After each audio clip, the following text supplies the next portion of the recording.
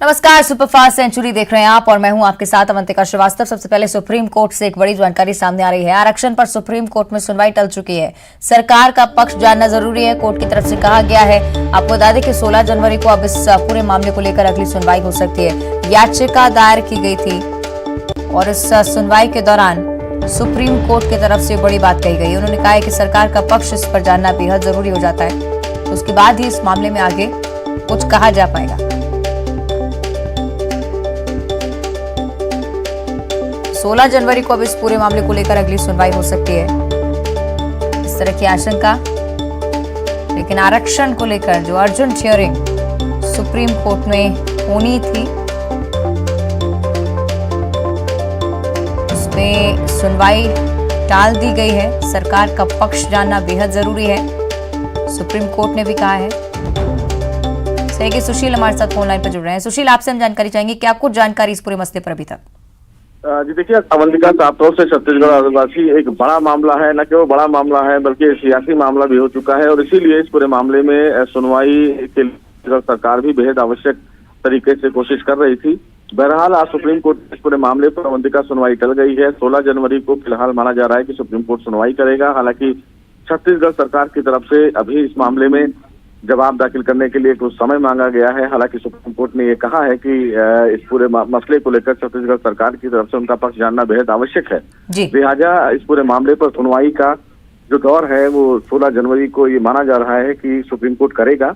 आज उम्मीद थी कि इस पूरे मामले में सुप्रीम कोर्ट कोई अहम सुनवाई करेगा, लेकिन तमाम पक्षकारों की तरफ से समय मांगा गया है कोर्ट से जवाब दाखिल करने के लिए। कोर्ट ने फिलहाल तमाम याचिकाकर्ताओं की दलीलों को मानते हुए उन्हें समय दे दिया है। 16 जनवरी की तारीख मुकर्रर की गई है अगली सुनवाई के लिए। तो ये माना जा सकता है कि 16 जनवरी को इस पूरे मामले में एक क्रूशियल हियरिंग होगी, क्योंकि 16 जनवरी से पहले सुप्रीम कोर्ट में छत्तीसगढ़ सरकार अपना जवाब भी दाखिल करेगी।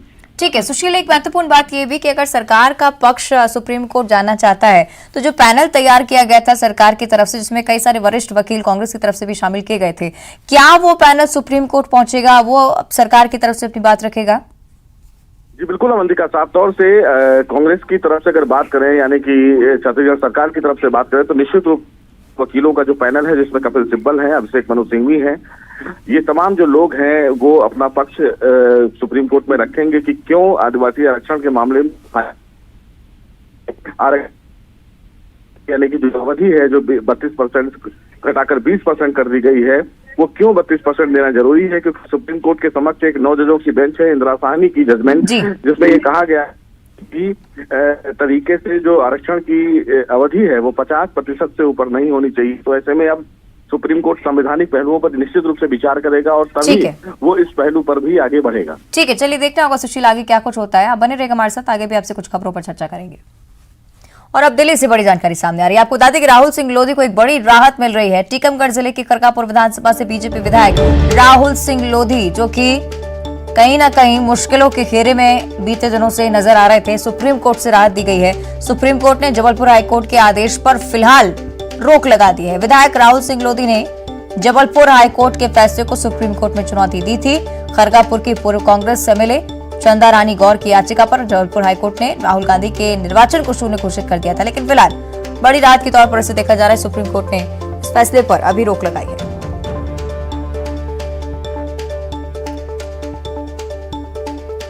राहुल सिंह लोधी को बड़ी राहत सुप्रीम कोर्ट की तरफ से।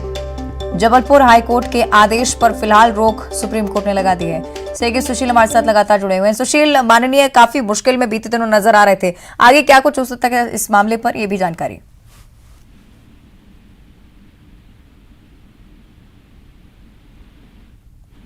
सुशील, मेरी आवाज पहुंच रही है आप तक? चलिए कोशिश करेंगे हम संपर्क करें, लेकिन बड़ी जानकारी दिल्ली से अभी आपको बता दें, राहुल सिंह लोधी को ये बड़ी राहत, क्योंकि हाईकोर्ट की तरफ से निर्वाचन शून्य करने का आदेश जारी हुआ था।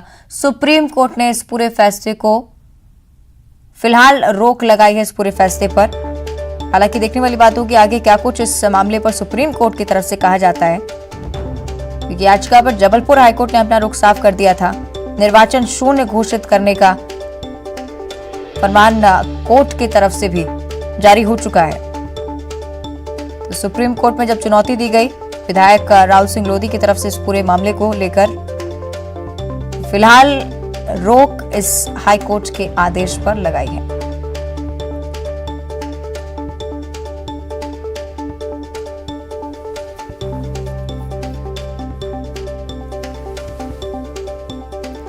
तो टीकमगढ़ जिले के खरगापुर विधानसभा से बीजेपी विधायक राहुल सिंह लोधी, जिनके निर्वाचन को शून्य करने का ऐलान हो चुका था जबलपुर हाईकोर्ट की तरफ से, इस फैसले को जब सुप्रीम कोर्ट में चुनौती दी गई, विधायक सुप्रीम कोर्ट का दरवाजा खटखटाने के लिए पहुंचे तो इस पूरे फैसले पर रोक लगा दी गई। जैसे कि सुशील हमारे साथ एक बार फिर से जुड़ गए हैं। सुशील, क्या कुछ जानकारी इस पूरे मामले पर?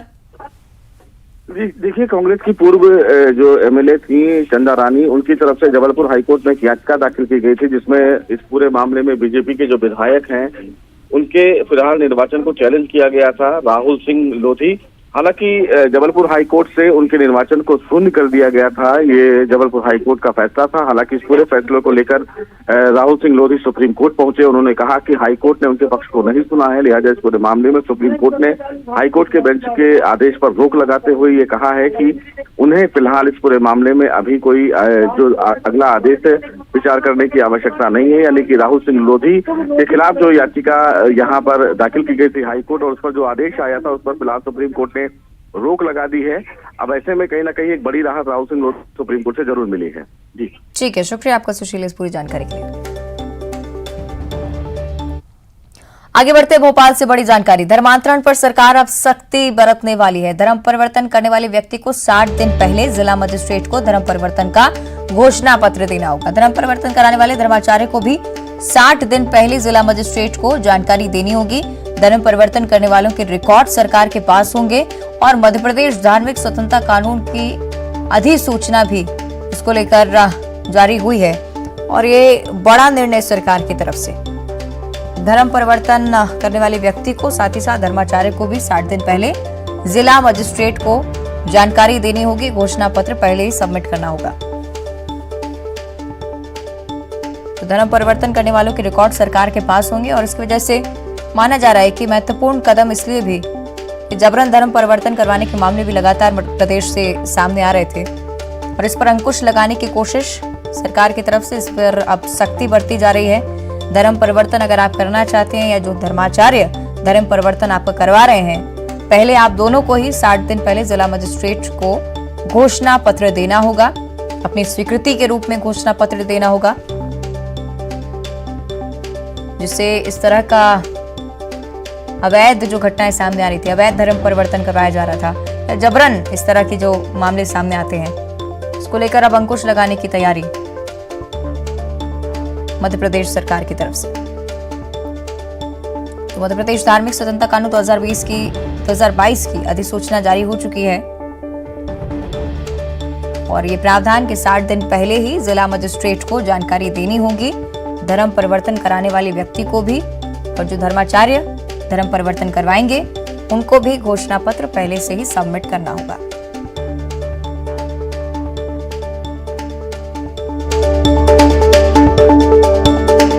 सही, वासु हमारे साथ फोन लाइन पर जुड़ रहे हैं। वासु, मुझे लगता है कदम इसलिए जरूरी क्योंकि जबरन धर्म परिवर्तन करवाने के मामले लगातार प्रदेश से सामने आ रहे थे। बिल्कुल, देखिए धर्मांतरण पर सरकार का जो रुख है वो लगातार स्पष्ट रहा है और सख्त रहा है। अगर जबरदस्ती किसी तरह का धर्मांतरण का मामला सामने आता है तो उस पर सख्त कार्रवाई होगी और जो एक नया आदेश सामने आया है उसके अनुसार धर्मांतरण परिवर्तन करने वाले व्यक्ति को 60 दिन पहले ही जिला मजिस्ट्रेट को धर्म परिवर्तन का जो घोषणा पत्र है वो देना होगा, ताकि पहले से अगर सूचना होगी तो अगर किसी तरीके की जबरदस्ती का मामला हो या फिर कुछ असामाजिक तत्व भी इस पूरे मामले में शामिल हो तो उसको स्पष्ट किया जा सके, वेरीफाई किया जा सके और जो धर्माचार्य हैं उन्हें भी 60 दिन पहले जिला मजिस्ट्रेट को जानकारी देनी होगी और सारे जो रिकॉर्ड हैं धर्म परिवर्तन करने वालों के वो भी जो जिम्मेदार अधिकारी हैं, पूरे मसले से जुड़े हुए अधिकारी होंगे, उनके पास रहना जरूरी है और इस पूरे मसले को लेकर जो अधिसूचना है वो भी जारी कर दी गई है। तो कहीं ना कहीं सरकार की जो मंशा रही है कि जबरन धर्म परिवर्तन के मामलों को रोका जाए और धर्म परिवर्तन के मामलों के बाद जिस तरीके की परिस्थितियां स्थितियां निर्मित होती हैं जिससे कई बार जो धर्म परिवर्तित करने वाला व्यक्ति होता है उसको कई तरह की समस्याओं का सामना भी करना पड़ता है। ऐसे कई सारे मामले हाल ही में सामने आए और खासतौर पर अगर महिलाओं के मद्देनजर देखा जाए तो इसलिए ये जो पूरा कदम है उठाया गया है। जी चलिए देखना होगा कितना सकारात्मक प्रभाव इसका देखने को मिलता है। शुक्रिया आपका वास्तु जानकारी के लिए। और अब भोपाल से बड़ी खबर। फरवरी में भोपाल आएंगी प्रियंका गांधी, बड़ी जानकारी सामने आई है। महिला कांग्रेस के महिला मार्च में वो शामिल होंगी।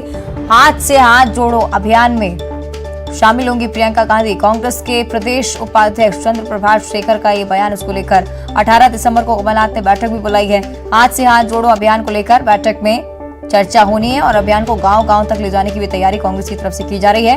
अभियान को लेकर दिशा निर्देश जारी हो चुके हैं। कांग्रेस महिला मार्च में प्रियंका गांधी शामिल होंगी। माननीय कमलनाथ जी जो हमारे अध्यक्ष हैं, उन्होंने 18 तारीख को एक महत्वपूर्ण बैठक बुलाई है, जिसमें प्रदेश कांग्रेस के सभी वरिष्ठ नेताओं को, सभी हमारे प्रभारियों को, सभी हमारे प्रमुख जो कार्यकर्ता काम कर रहे हैं विभिन्न संगठनों में, युवक कांग्रेस, NSY, सेवा दल, छात्र संगठन और प्रदेश कांग्रेस के जो पदाधिकारी हैं, उन सबको बैठक में बुलाया है। बैठक में जो भारत जोड़ो यात्रा के बाद में जो हाथ से हाथ जोड़ो यात्रा है, उसको गांव-गांव तक फैलाने की दृष्टि से और भारत जोड़ो के उद्देश्य को सार्थक रूप से संपन्न करने के लिए ये अभियान चलाया जाएगा। और भोपाल से एक और बड़ी जानकारी। MP सरकार का एक बड़ा फैसला देखने को मिला है। पुलिस की स्पेशल इन्वेस्टिगेशन एजेंसियों के लिए स्पेशल पब्लिक प्रोसिक्यूशन की नियुक्ति हो चुकी है। आपको बता दें कि कोर्ट में दलील देने के लिए स्पेशल पब्लिक प्रोसिक्यूशन काम करेंगे। जिले के उप संचालक लोक अभियोजन और जिला अभियोजन अधिकारी अतिरिक्त जिला लोक अभियोजन अधिकारी के साथ 10 साल से अधिक सेवा के सहायक जिला लोक अभियोजन अधिकारियों को बनाया गया है। तो स्पेशल पब्लिक प्रोसिक्यूशन विधि विभाग ने जिसके लिए नोटिफिकेशन भी जारी कर दिया है।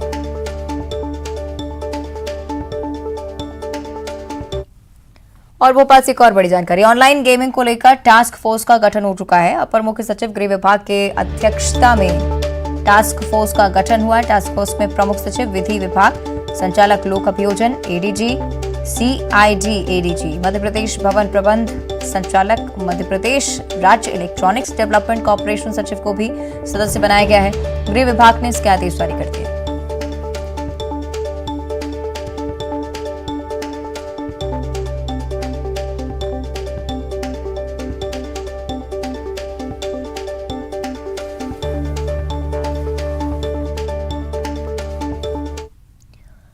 और अब इंदौर से बड़ी खबर। शराब पीकर हुड़दंग मचाने वालों पर पुलिस की सख्ती अब नजर आएगी, क्योंकि कार में पार्टी कर रहे युवकों को पुलिस ने पीछा करके पकड़ा है। कार की छत पर बैठकर डांस कर रहा था एक युवक। गश्त कर रहे थे TI और उनके पीछे उन्हें जाकर पकड़ा। उसके बाद कार में सवार 5 युवकों को भी पूछताछ में लिया गया है। मौके पर गाड़ी रुकवाई गई। तस्वीरें आपको दिखा रहे हैं इस कार्रवाई की। जब इस तरह से इंदौर की सड़कों पर ये लोग हुड़दंग करते हुए नजर आए तो पुलिस ने पीछा करके इस कार को रुकवाया और तलाशी ली गई।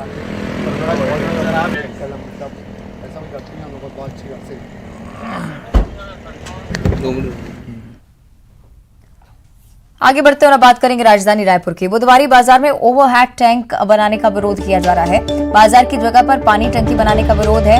टंकी बनने से बाजार की जगह कम हो जाएगी कहा जा रहा है। दूसरी जगह टंकी बनाने की मांग अब लोग कर रहे हैं। बुधवारी बाजार में विरोध में सैकड़ों लोग बैठ चुके हैं। मौके पर भारी पुलिस बल भी मौजूद है और बिरगांव नगर निगम का मामला। तस्वीर आपको दिखा रहे हैं। ओवरहेड टैंक बनाने का विरोध लोगों की तरफ से बड़ी संख्या में लोग यहाँ पर पहुंचे हैं। तो बुधवारी बाजार में जगह कम हो जाएगी अगर यहाँ पर पानी की टंकी बनाई जाती है, कहना है लोगों का। सहयोगी ममता हमारे साथ फोन लाइन पर जुड़ रही है। ममता, क्या कुछ जानकारी और बुधवारी बाजार के लोकेशन को लेकर क्या जानकारी खास तौर पर? देखिए, बुधवारी बाजार में ओवरहेड टैंक बनाने का विरोध हो रहा है। स्थानीय लोग बाजार की जगह में पानी टंकी बनाने का विरोध कर रहे हैं और इसी को लेकर बड़ी संख्या में लोगों ने घेराव कर दिया। और ये उनका कहना है कि इससे जो एक बाजार की जो जगह है, जो एकमात्र बाजार है, उसकी जगह कम हो जाएगी। किसी और जगह टंकी बनाने की वो मांग कर रहे हैं और इसी को चलते चाहे वो दुकानदार हो चाहे आसपास के स्थानीय जो है वो उन्होंने घेराव कर दिया। प्रशासन के लोग वहां पर लगातार चेतावनी देते रहे। नगर निगम का अमला भी वहां पर मौजूद था और उनको हटने के लिए चेतावनी देता रहा। पुलिस फोर्स भी लगाई गई थी, लेकिन उसके बाद भी लोग अभी लगातार विरोध कर रहे हैं। हालांकि प्रशासन और जो लोग हैं वहां के और दुकानदार हैं उनसे बातचीत चल रही है, लेकिन अभी नतीजा कुछ नहीं निकला है। जी ठीक है, शुक्रिया आपका ममता इस जानकारी के लिए। तस्वीरें हम लगातार दिखा रहे हैं दर्शकों को किस तरह से ओवरहेड टैंक ना बनाया जाए बुधवारी बाजार में, इसको लेकर लोग लगातार अब प्रदर्शन कर रहे हैं, जो कि लगातार यही कहा जा रहा है कि अगर टंकी यहाँ पर बनती है तो बुधवारी बाजार में एरिया कम हो जाएगा। एकमात्र इस क्षेत्र का ये बाजार, यहाँ पर कई लोग खरीदारी के लिए आते हैं।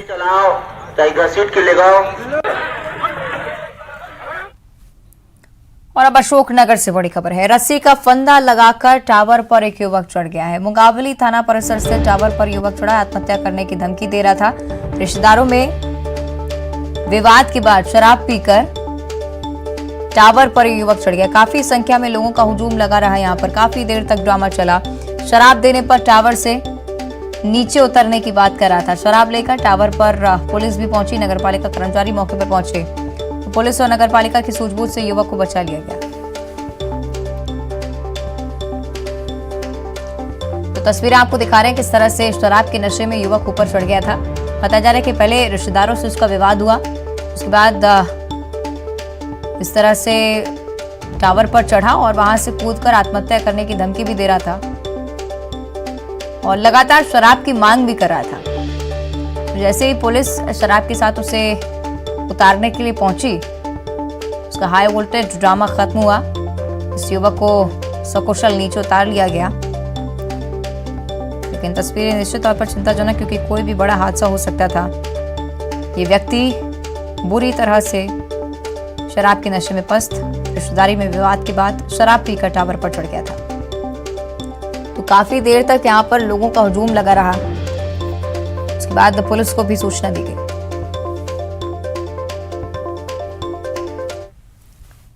और अब छिंदवाड़ा से बड़ी खबर है। गाड़ी की टक्कर के बाद दो गुटों में मारपीट हो गई है। आपको बता दें कि टक्कर के बाद युवक की भीड़ ने पिटाई कर दी है। महिला को युवक ने गाड़ी से टक्कर मारी थी।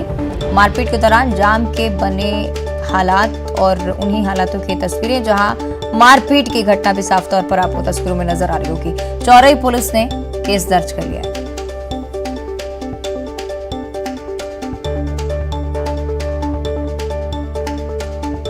तो गाड़ी टकराने को लेकर यहाँ विवाद शुरू हुआ था। उसके बाद जमकर मारपीट दो गुटों के बीच हुई।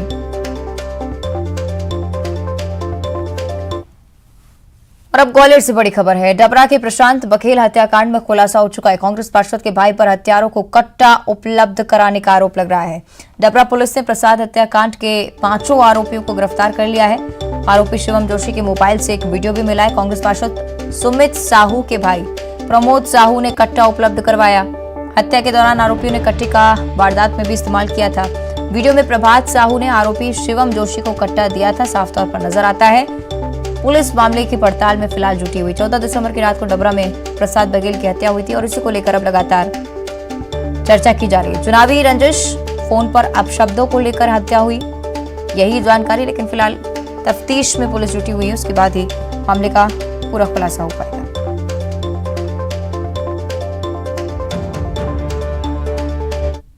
जो एक युवक की हत्या हुई थी, इसमें 5 आरोपी नामजद थे, जिसमें से एक घटना दिनांक को ही पकड़ा गया था और अन्य 4 को अगले दिन पकड़ा गया है। और हत्या में प्रयुक्त जो हथियार थे वो भी इनसे बरामद कर लिए गए हैं। और अब इस प्रकरण में जो आरोपियों की गिरफ्तारी थी वो पूर्ण हो चुकी है। इन्वेस्टिगेशन करके शीघ्र अतिशीघ्र मामले को न्यायालय में प्रस्तुत किया। आरोपियों से एक वीडियो जो मिला है उसमें किसी पार्षद की जानकारी आई है? एक ये बात आई है कुछ जो आरोपियों से पूछताछ और उसमें, तो उसकी हम तस्दीक कर रहे हैं और यदि इन्वॉल्वमेंट होगा तो 100% उनको भी हम आरोपी बनाएंगे। और अब रुक करेंगे सुपरफास्ट सेंचुरी का।